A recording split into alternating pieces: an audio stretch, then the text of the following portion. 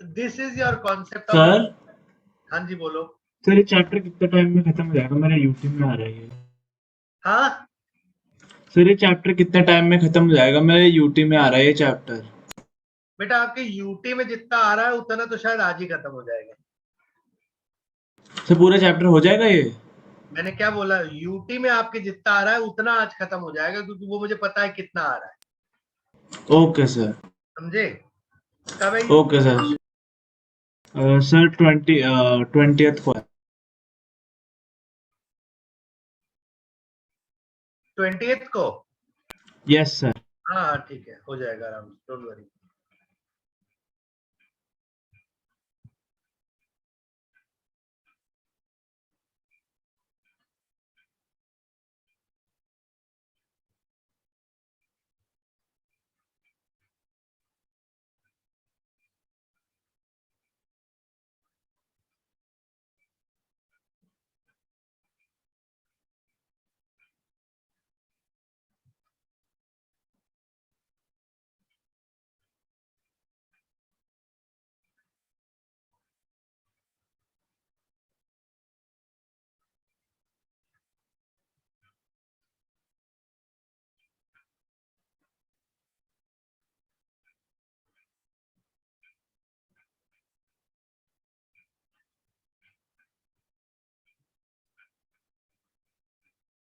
Sir हो गया।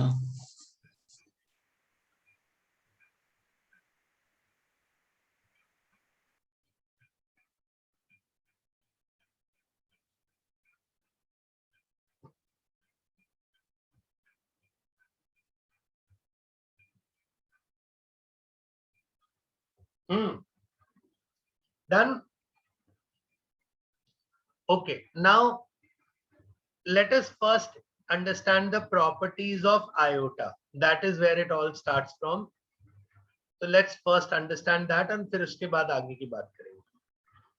तो प्रॉपर्टीज ऑफ आयोटा क्या है? देखो, आयोटा का वैल्यू हमने बोला है under root of -1। So what will be iota square? It will be -1। Obviously under root -1 का स्क्वायर करेंगे तो -1 होगा। आयोटा क्यूब देखेंगे तो इसको हम आयोटा स्क्वायर इंटू आयोटा लिख सकते हैं। दैट मीन्स ये माइनस आयोटा बन जाएगा, क्योंकि आयोटा स्क्वायर का वैल्यू -1 है। And iota to the power 4 का मतलब -1 का होल स्क्वायर यानी 1। अब बात समझो, क्योंकि आयोटा टू द पावर 4 का वैल्यू 1 है, तब आयोटा टू द पावर 5, 6, 7, 8 ये चारों को हम iota, iota square, iota cube, iota 4 बोल सकते हैं कि नहीं? क्योंकि इनमें 4 पावर तो 1 हो ही रहा है, तो बाकी जो बचा है वो यही है 1, 2, 3, 4। तो फिर से इसकी वैल्यू वही under root of -1 minus iota और +1 हो जाएगी। और आगे जाएंगे अगेन द सेम थिंग। तो इसी पैटर्न से चलते हैं तो हम बोल सकते हैं कि आयोटा टू द पावर 4 के होगा तो इट विल बी 1, यानी 4 का मल्टीपल हुआ तो 1 होगा। Iota to the power 4k + 1 हुआ तो it will be iota. Iota to the power 4k + 2 हुआ तो it will be iota square, that is -1। And iota to the power 4k + 3 हुआ तो it will be iota cube, that is -iota. So this is the first property, first set of properties. Second property इसी से बना है, sum of 4 consecutive powers of iota,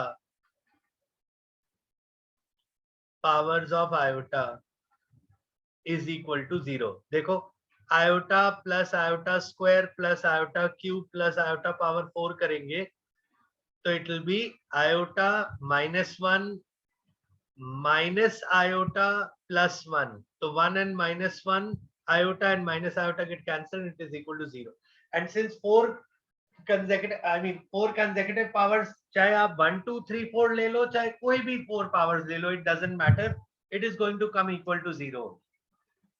sir ये 4K वाला समझ नहीं आया सर मेरे को। बेटा समझो ना बात को। देखो ये, देखो यहाँ पर मैं कलर मैचिंग करता हूँ। देखो ये आयोटा टू द पावर 4 1 है, यस सर। पावर 8 1 है, यस सर। यानी 4 का मल्टीपल पे 1 बन रहा है। Yes sir. ठीक। अच्छा, अब आप दूसरा देखो, आयोटा टू द पावर 3 हो चाहे 7 हो, दोनों पे क्या बन यस रहा है? Minus iota. ठीक है, अब देखो अगर हम iota to the power 4k plus 3 में देखते हैं, 0 यस रखोगे सर। तो क्या आएगा 3, 3 1 रखोगे तो क्या आएगा 7। 7, ये आ गया। Yes sir. यस ठीक है, सर। अच्छा अब आयोटा, सॉरी कोई दूसरा कलर लेते हैं, आयोटा स्क्वायर एंड आयोटा 6, तो it is actually 4k plus 2। Yes sir. Hmm, sir आप समझ आ गया। आ गया। और लास्ट हाँ वाला यस क्या सर। होगा, सर वो आयोटा आयोटा और iota 5, iota 5। which can be written as iota to the power। Yes sir.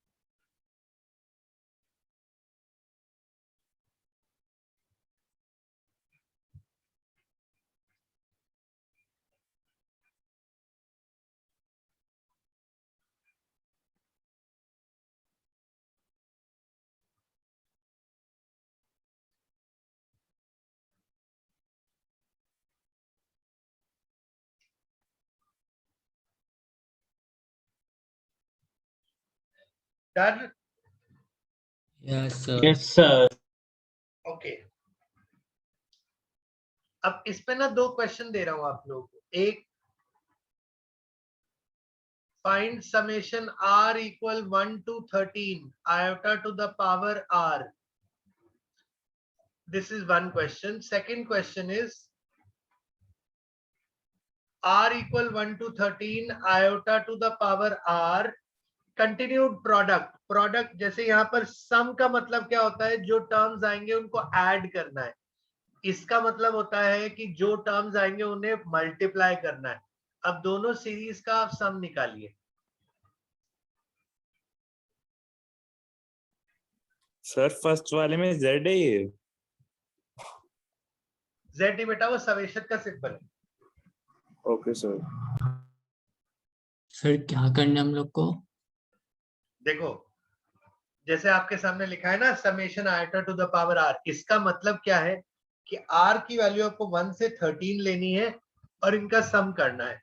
तो यानी okay sir. Iota to the power 1 plus iota to the power 2 ऐसे कर करके आयोटा टू द पावर 13 इसका सम करो। Okay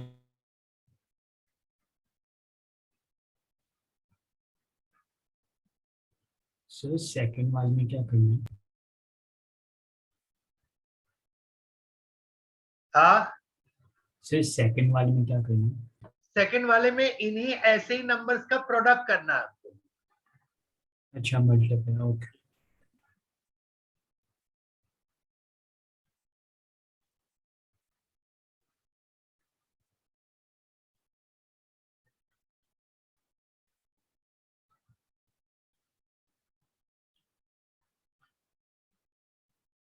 sir second property ये कहती है ना, सम ऑफ फोर कॉन्स मतलब कंसेक्यूटिव जीरो होते हैं, सम है ना। सर फर्स्ट का आंसर आयोटा है। यस सर, मेरा भी वही आया।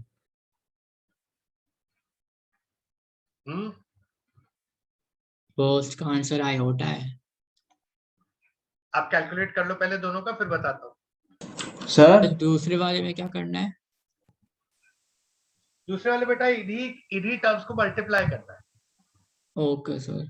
हाँ सर हाँ जी बोलो। सर वो जो सेकंड प्रॉपर्टी क्या कहती है, वो four consecutive number, sum of four consecutive number are zero. 4 consecutive powers of iota is 0. Okay sir, power.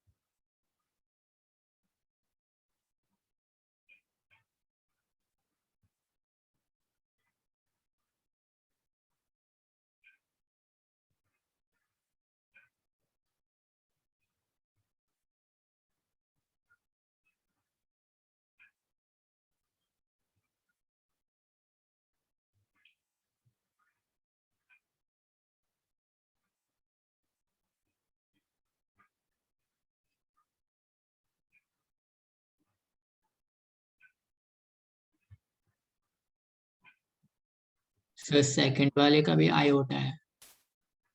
हाँ, सेकंड वाले का भी आयोटा आ रहा है। दोनों का आयोटा आ रहा है। Yes sir. नहीं, सेकंड का तो आयोटा नहीं है, पहले वाले का आयोटा है। पहले वाले में देखो क्या होगा, 4 टर्म्स का सम 0 हो जाएगा, 1 2 3 4, फिर 5 6 7 8, जैसे आयोटा टू द पावर 1 से लेकर 4 तक ये 0, फिर 5 से लेकर 8 तक ये 0, फिर 9 से लेकर 12 तक ये 0, बचा सिर्फ आयोटा टू द पावर 13। ये कंसेक्यूटिव पावर्स का सम 0 होता है, हम ऑलरेडी डिस्कस कर चुके हैं। आयोटा टू द पावर 13 को हम लिख सकते हैं आयोटा टू द पावर 4 का whole cube into iota. This is 1 का cube into iota, that is iota. तो फाइनल आंसर इसका आयोटा होगा। सर सेकंड सर का सेकंड का भी आयोटा ही आ रहा है सर। सर मेरा माइनस सर आयोटा ही आ रहा है। माइनस आयोटा आएगा, सर मेरा माइनस आयोटा आएगा। क्यूब आएगा। देखो ये है iota into iota square into iota cube, ऐसे कर करके आयोटा टू द पावर 13। तो इसे हम आयोटा टू द पावर 1 + 2 + 3 13 तक लिख सकते हैं। यहाँ पर आपको एपी का सम लगाना पड़ेगा, तो 13/2 into 1 + 13, n/2 into a + l लगाया है, तो 13 इंटू 7 बनेगा, that is iota to the power 91। अब 91 को अगर आप 4 से डिवाइड करते हो, तो 91 को 4 से डिवाइड करने पर आपको 22 4 88 मिलेगा और 3 रिमाइंडर होगा। तो this is iota to the power 4 to the power 22 into iota cube. ये तो 1 हो जाएगा, बचेगा iota cube which is minus iota. Sir मैंने ऐसे किया सर, आयोटा 1 2 3 4 को मल्टीप्लाई किया, फिर वो 4 बार सेम आएगा तो फिर आयोटा से मल्टीप्लाई कर दिया। सर मेरा आयोटा तो नहीं है। नहीं समझा, नहीं तुम क्या बोल रहे हो। सर मैंने पहले आयोटा 1 और 2 और 3 और 4 को मल्टीप्लाई किया सर, फिर मेरा आंसर आया 1 आ गया था मेरा आंसर सर, वन चारों को कैसे आया मल्टीप्लाई बताओ ना। करके। सर जैसे minus iota into -1 into √1 into 1 हुआ तो सर ये सर ये √1 इंटू √-1 को सर -1 आंसर आ जाएगा मल्टीप्लाई करेंगे तो, और फिर सर -1 इंटू एक मिनट, कहाँ से कर रहे हो, कैसे कर रहे हो बताओ, तो मैं समझ नहीं पा रहा हूँ। सर मैंने आयोटा सारी की वैल्यू लिख दी, आयोटा 1 2 3 4 की। अच्छा तो आयोटा 1 2 3 चलो वो भी करके देख लेते हैं। Iota into -1 into yes minus sir, iota into 1, ये हो गए 4। यस सर, ठीक है, तो ये कितना हो जाएगा, माइनस माइनस कट जाएगा, आयोटा स्क्वायर यस सर, -1 आएगा। यस सर, -1 का आपको होल क्यूब करना पड़ेगा, यस सर, इंटू आयोटा लिखोगे, into iota to the power 13 लिखोगे, यस सर, है ना, क्योंकि 12 टर्म्स है ना, तो आयोटा का होल -1 का होल क्यूब -1 आएगा, यस सर, और iota to the power 13 iota आएगा। तो माइनस यस आयोटा सर। आ गया, दिक्कत क्या है? ओके सर, समझ आ गया सर, ठीक है। समझ आ रहा है सबको भाई? Yes, sir.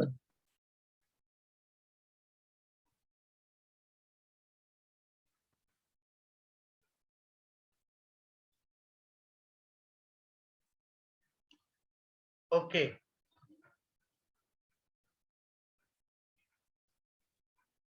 ऑलराइट, ये तो एक काम हो गया। Now let's go to the concept of complex numbers. अभी तक हमने कॉम्प्लेक्स नंबर स्टार्ट नहीं किया है, हम अभी तक हम इमेजिनरी नंबर्स ही पढ़ रहे थे। देखो, जब इमेजिनरी का सेट क्रिएट किया ना, 0 plus minus iota plus minus 2 iota n ऐसे कर करके, तो एक नई प्रॉब्लम खड़ी होगी। अब वो नई प्रॉब्लम क्या है कि हम एक नंबर्स तो क्रिएट कर दिए, पर इनको हम मैथमेटिक्स के सिस्टम में यानी मैथमेटिक्स के डोमेन में इसको प्लेस कहां करें। तो उसके लिए उस समय जब कॉम्प्लेक्स नंबर्स बना था, उस समय एक चीज एग्जिस्टेंट थी जिसको बोलते थे कार्टेशियन प्लेन। देखो, दो चीजें थी, एक चीज थी Cartesian plane and one thing was your real number line. ठीक है, now real number line was a horizontal line on which all the real numbers were placed, right? The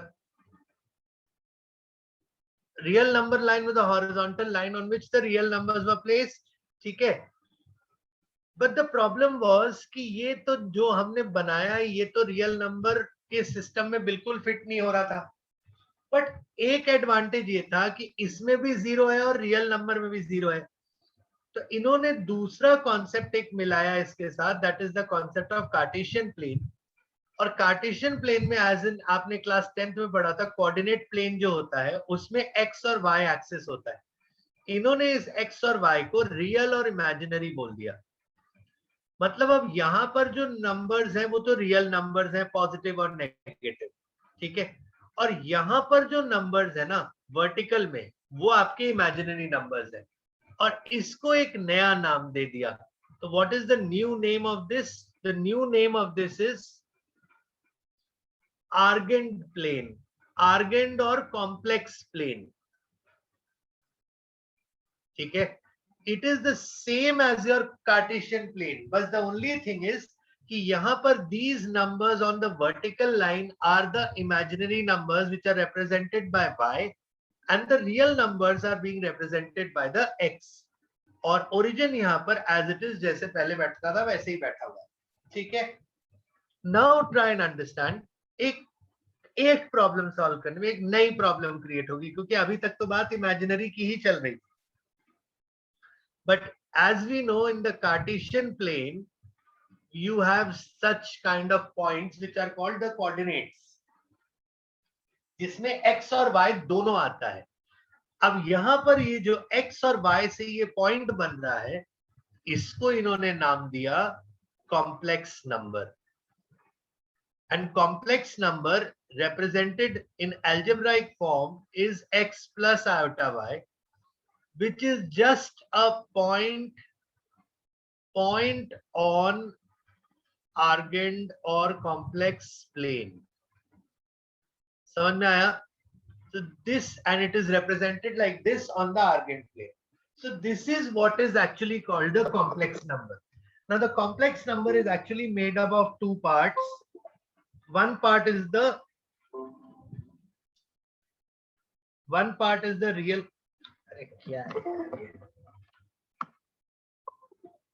one part is the real part of z, that is x, and the second thing is the imaginary part of z, that is y. Please remember, imaginary part of z is y and not iota y. ये confuse मत करिएगा, क्योंकि वो सिर्फ एक coordinate को represent कर रहा है, वहां पे आयोटा का कोई रोल नहीं है। आयोटा सिर्फ उसको एक एल्जेब्राइक फॉर्म में रिप्रेजेंटेशन करने का एक मीन्स है और कुछ नहीं, एल्जेब्राइक रिप्रेजेंटेशन। नोट करिए सारा।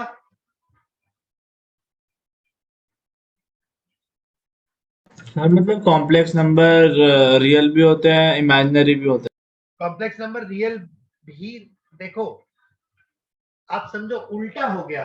देखो पहले जब तक कॉम्प्लेक्स नंबर एग्जिस्ट नहीं करता था ना, तब तक हैं। सबसे यस बड़ा सर, सेट ऑफ नंबर जो था वो रियल नंबर्स ही था। पर यस जब कॉम्प्लेक्स नंबर की एग्जिस्टेंस की बात आ गई ना, तो अब आप ये देखो कि सारे रियल नंबर्स भी एक्चुअली आप कॉम्प्लेक्स नंबर्स के ही डोमेन में आते हैं। ओके, समझ रहे हो ना? Yes sir. तो that is the whole idea now.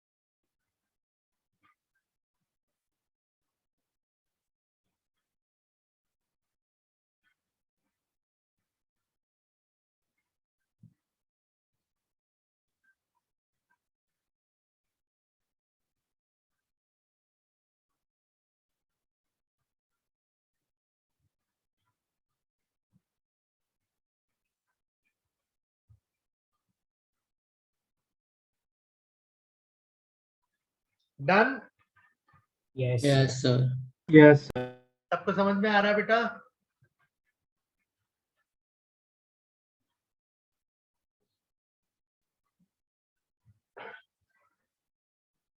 Okay, अब देखो, because complex number is a point, now we are going to discuss its major components. So majorly complex number has three components. One is its modulus, that is represented by either mod z या फिर short में ऐसे भी लिख देते हैं जैसे functions में लिखते हैं mod. दूसरा is argument, which is represented like this, argument of z or theta. And तीसरा is its conjugate. प्राइमरली यही तीन चीजें और इन्हीं तीन चीजों पे बाकी सब कुछ बेस्ड है. It is represented by z bar. ठीक है, क्या है ये एक एक करके समझते हैं. सबसे पहले हम बात करते हैं मॉड्यूलस की. मॉड्यूलस एज वी नो, हमने फंक्शंस में भी पढ़ा है. मॉड्यूलस का मतलब होता है बेसिकली ओरिजिन से डिस्टेंस. तो यहाँ भी उस वर्ड का सेम ही मीनिंग है कि अगर there is a complex number, कोई भी पॉइंट है कहीं भी x, y, तो इसका जो ओरिजिन से डिस्टेंस होगा वो हम सिंपल पाइथागोरस थ्योरम के बेसिस पे निकालेंगे. इसको हम r से भी रिप्रेजेंट करते हैं कभी कभी, r से. तो ये यहाँ पर y है, ये x है, ये 90 डिग्री का ट्राइंगल है. तो r का वैल्यू या मॉड z का value under root of x square plus y square होता है. प्लीज रिमेंबर, ये गलती मत करिएगा कि आप x square plus y square में y की जगह आयोटा y रख दो. Like suppose if I give you that the complex number is 2 plus 3 iota and I ask you to find the mod of this complex number, then it is simply 2 का square plus 3 का square का under root, यानी root of 13. Please do not involve iota in this because when we are referring complex number as a point on the Argand plane, तो वहां पर iota का कोई काम नहीं है, वो सिर्फ representation के लिए यूज होता है, मैं पहले भी बता चुका हूँ. ठीक है, तो ये हुआ आपका basic concept of modulus. Simple सी चीज है, डिस्टेंस फ्रॉम ओरिजिन निकालना है तो under root of x square plus y square कर देंगे तो मॉड आ जाएगा. नोट करिए इसको.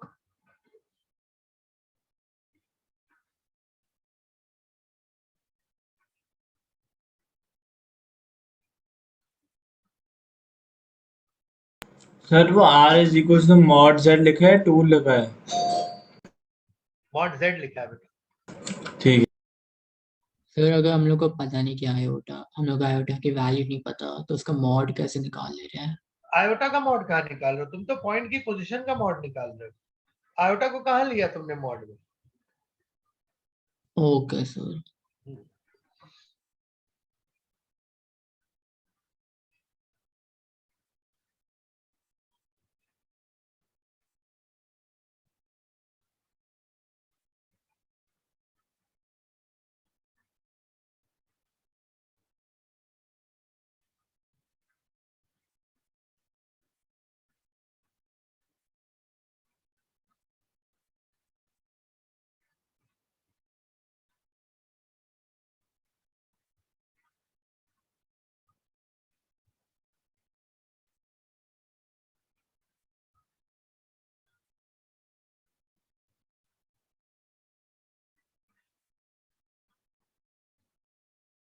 Done sir.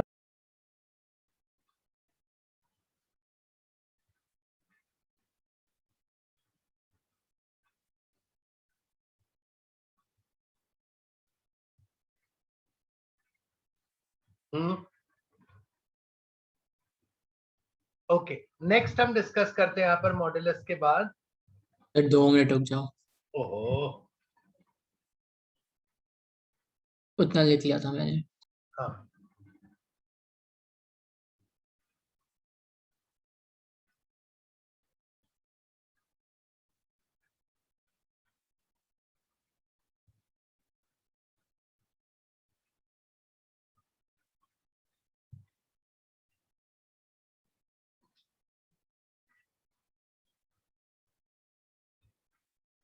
Done sir.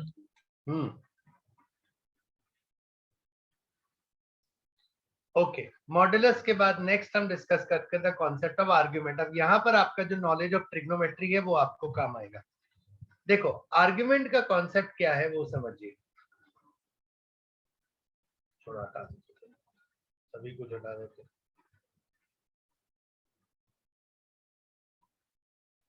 देखो,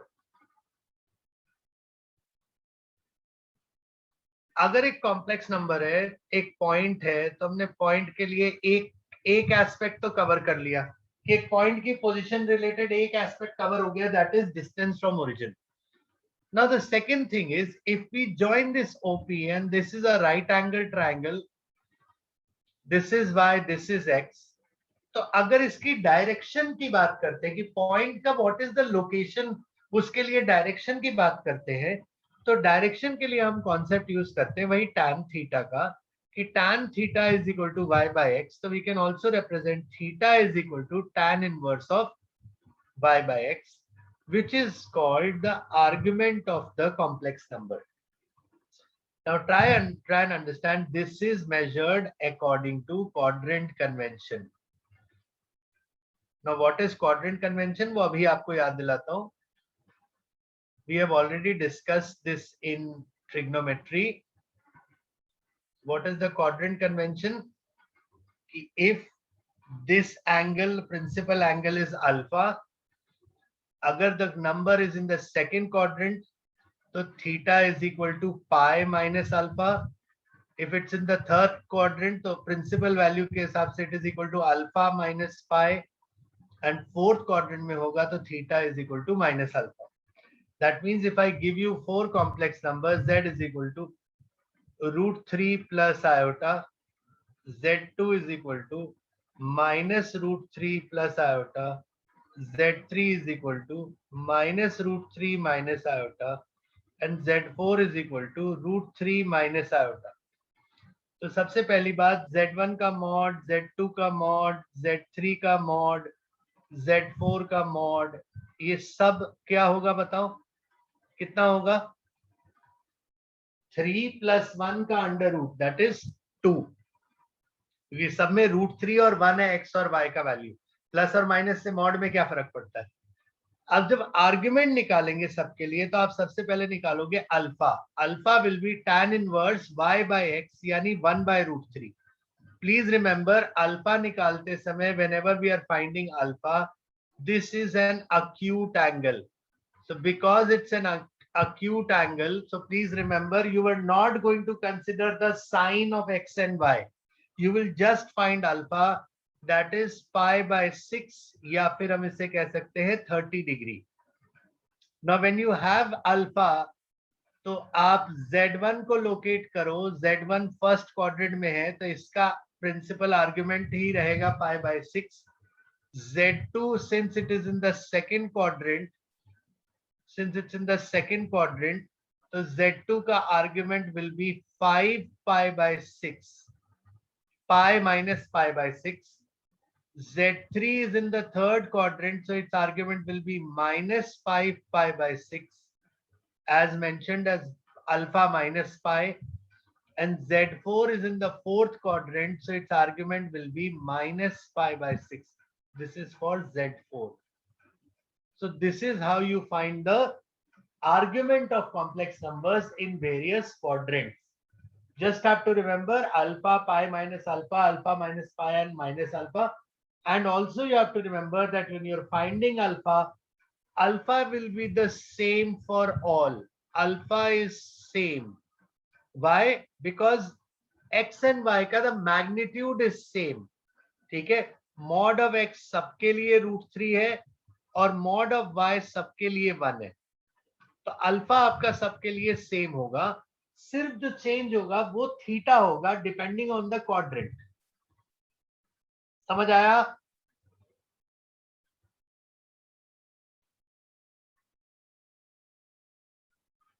Yes, sir.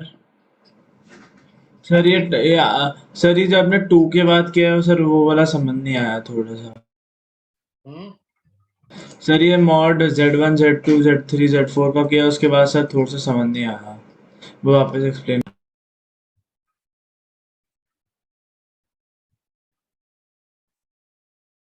क्या नहीं समझ में आया बेटा, एक बार फिर से बोलो. सर वो मॉड के बाद जो आपने मॉड के बाद mod Z1 is equal to 2 लिखा है, उसके बाद ये अल्फा tan इनवर्स वाला वो समझ नहीं आया. tan इनवर्स क्या है थीटा का? y बाय x है. Yes sir. आप चारों में देखो y का वैल्यू क्या है इन चारों में? Sir plus minus iota. Plus minus iota नहीं बेटा, आयोटा के साथ क्या लिखा है? 1. Yes sir 1. ठीक है, और प्लस माइनस कंसिडर करने की जरूरत नहीं है, इतनी देर से ही तो समझा रहा हूं. जब अल्फा निकालेंगे तो प्लस माइनस कंसिडर नहीं करना है, अल्फा निकालेंगे तो सिर्फ मैग्नीट्यूड कंसिडर करना है. ओके. समझ में आया?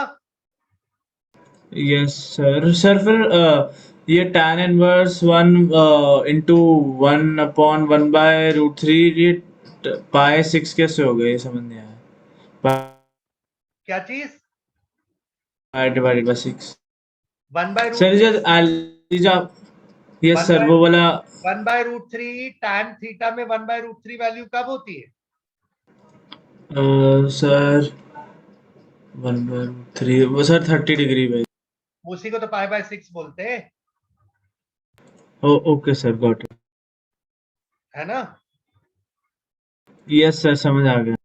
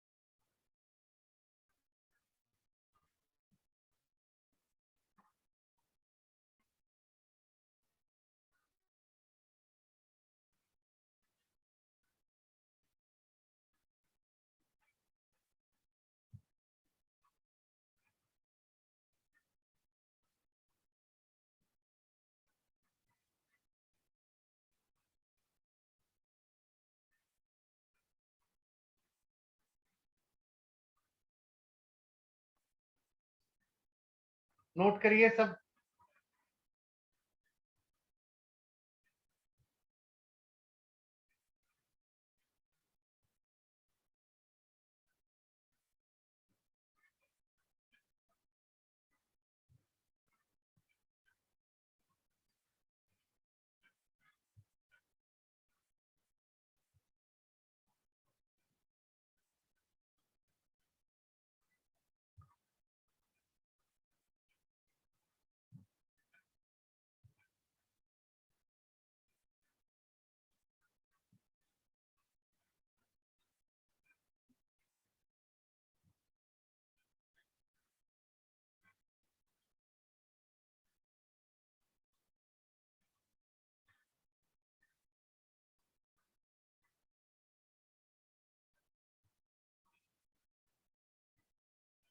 सर सो √3 प्लस आयोटा के लिए हमारे पास 4 आर्ग्यूमेंट्स है।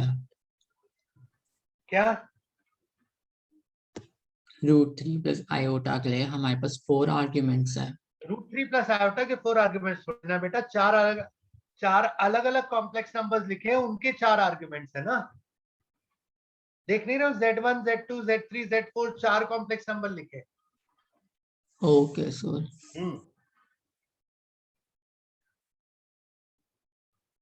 तो सिर्फ अल्फा सेम है, बाकी डिफरेंट है।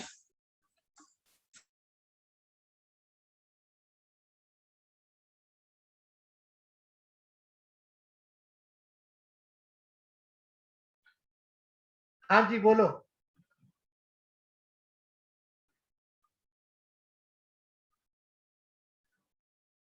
बोलो बेटा।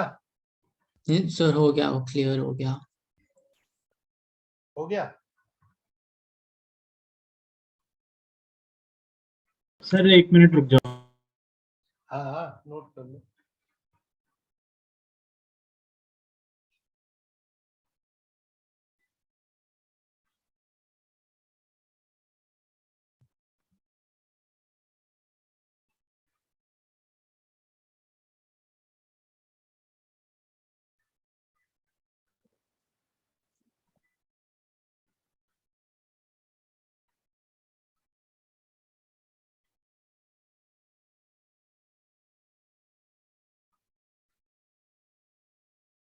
डन।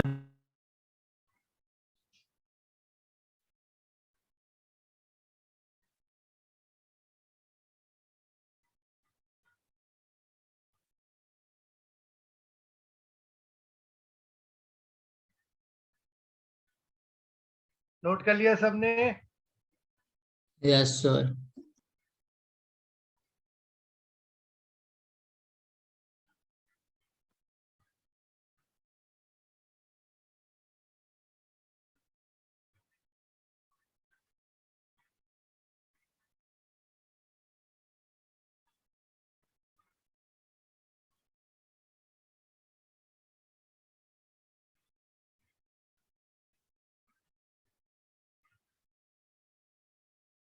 चलो चार कुछ कॉम्प्लेक्स नंबर लिखो, उनके मॉड्यूलस और आर्ग्यूमेंट निकालो अब। First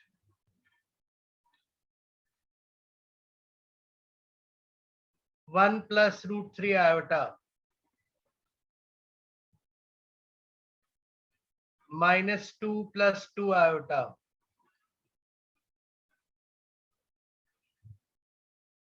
2 3 iota -4 5 iota -5 iota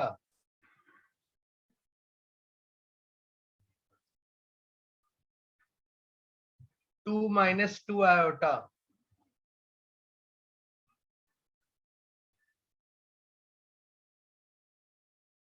-3 iota. मुझे सबके मॉड्यूलस और आर्ग्यूमेंट दो चीजें निकाल के बताइए for all these complex numbers.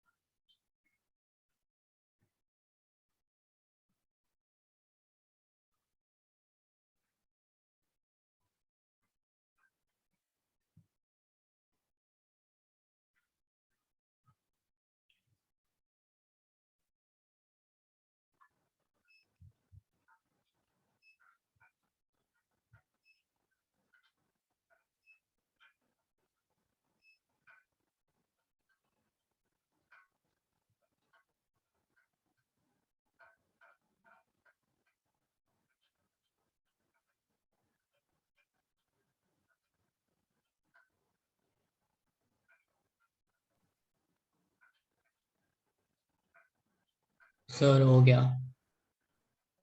हो गए सारे?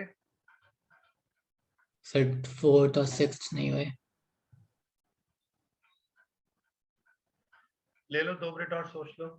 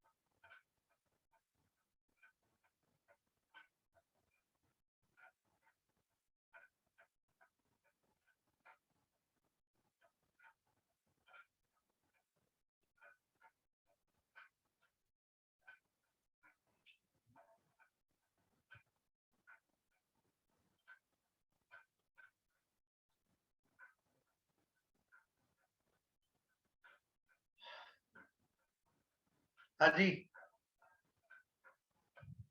चलो मैं आंसर्स बताता हूँ आप लोगों को। ये दोनों हटा दे रहा हूँ, ये दोनों लास्ट में लिख दूँ। 2 and पाई बाय 3, क्योंकि रूट tan इनवर्स में √3 बनेगा। Yes.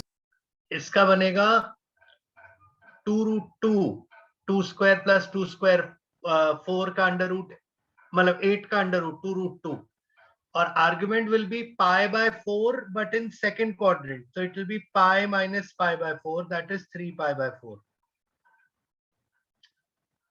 इसका मॉड तो 2 ही है और आर्गुमेंट 0 डिग्री या 0, क्योंकि ये एक्स एक्सिस पर लाई करता है पॉजिटिव डायरेक्शन में। तो इसका सेकंड का आर्ग्यूमेंट π/4 नहीं होएगा? पाई बाय 4 क्यों होगा बेटा? माइनस लगा है ना यहाँ पे, सेकंड क्वाड्रेंट में देखेंगे ना।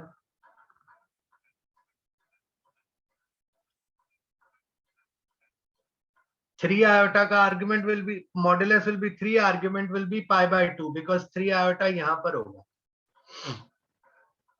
-4 modulus will be 4, argument will be pi, because -4 lies here, तो पाई हो जाएगा पूरा ऐसा घूम के 180 degrees. -5 iota, mod is 5 and argument is -π/2, because -5 lies here, so we'll have to look it in the clockwise sense। 7th क्या दिया था आपको मैंने? 2 minus 2 iota. 2 minus 2 iota का modulus is again 2√2, and argument will be, it is in which quadrant? First. First? Sorry, fourth. Sorry, Fourth. -π/4, fourth quadrant है, minus alpha, ठीक है। और आखिरी क्या दिया था? -3 iota. -3 iota, mod will be under root of 3 square plus 3 square, that is 9 plus 9 √18, that is 3√2, and argument will be π/4 but in third quadrant, so it will be -3 π/4, π/4 minus pi, ये आएगा -3 π/4। Sir आप एक बार fourth करके दिखा सकते हो उसका argument?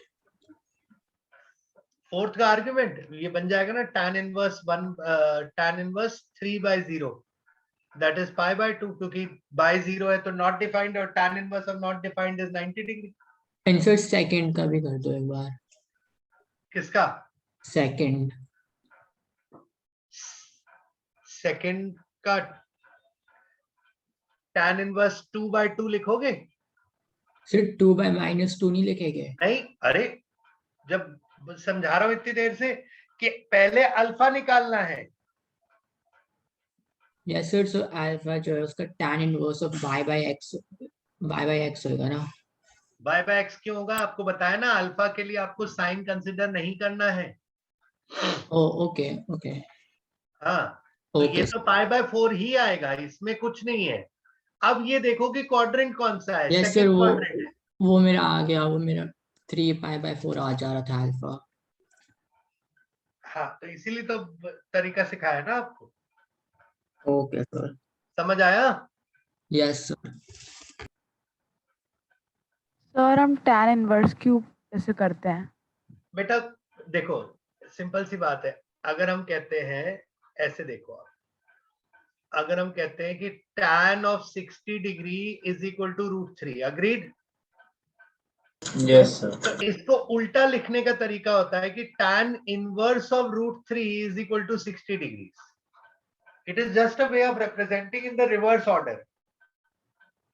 Okay sir अगर 2 लिखा होता तो सर जैसे हम कहते हैं tan π/4 इज इक्वल टू 1, तो we will say tan inverse 1 will be equal to π/4। This is actually inverse trigonometry which you will study in class 12, but अभी सिर्फ आप इसको रिप्रेजेंटेशन के पॉइंट ऑफ व्यू से याद करिए। सर। हाँ जी बोलो। सर वो ऊपर वो जो tan के पावर है वो -1 ही रहेगी हमेशा? हाँ हाँ, वो पावर नहीं है बेटा, वो tan इनवर्स सिर्फ रिप्रेजेंटेशन है, पावर नहीं है वो। ठीक है सर, ठीक है। It is just a way of representing inverse. Inverse मतलब पहले जो इनपुट था वो अब आउटपुट है, और जो पहले आउटपुट था वो अब इनपुट है। ये क्रिस क्रॉस हो गए ना सारे, ये इधर आ गया, ये इधर आ गया। ओ यहां तक समझ आया सबको? Yes sir. Okay, we will stop here today. बाकी हम नेक्स्ट क्लास में वेंसडे को कंटिन्यू करेंगे। और क्या बोलते हैं, आप लोग जितना ये कराया मैंने बस थोड़ा थोड़ा ये रिवाइज कर लीजिएगा। नेक्स्ट क्लास के बाद आप you can start the assignments and questions and everything.